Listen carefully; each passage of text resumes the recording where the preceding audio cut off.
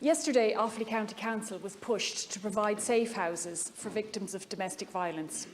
They were asked to do so out of their housing allocation as a matter of urgency, but the council response was that they needed more time. I understand anyone's plea for more time, but when we face a crisis, time is often something we have little of. Recently, I met with Offaly Domestic Violence Support Service, and it's obvious that victims do not have any more time. They cannot wait. This cannot wait. And people in these areas need help now, and I urge Offaly County Council to act now. Last week, TUSLA published their review of accommodation services for victims of domestic, sexual and gender-based violence. It highlighted major gaps in services across the country, but particularly in the Midlands.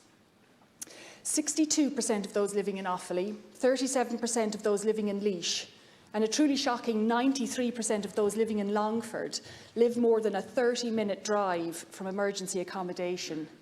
We need to fix this. Lack of services for victims is not only a moral failing, it's a failing of our international obligations, and we need an immediate solution.